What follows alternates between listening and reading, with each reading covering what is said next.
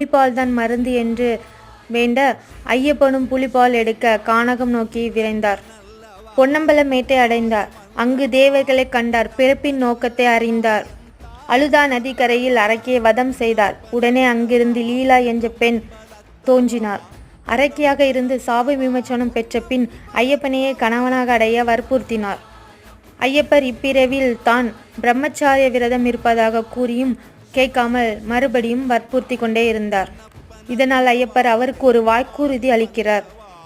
தன்னை காண கன்னிசாமி என்று வராமல் இருக்கிறார்களோ அன்றைக்கு உன்னை திருமணம் செய்து கொள்கிறேன் என்று வாக்குறுதியை அளிக்கிறார்.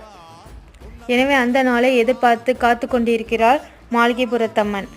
ஐயப்பன் சன்னதிக்கு இடது புறத்தில் சுமார் 300 அடி தூரத்தில் மாளிகைப்புறத்தம்மனுக்கு கோயில் அமைக்கப்பட்டுள்ளது. சபரிமலை செல்லும் ஐயப்ப பக்தர்கள் மாளிகைப்புறத்தம்மனையும் வணங்கி வருகின்றனர்.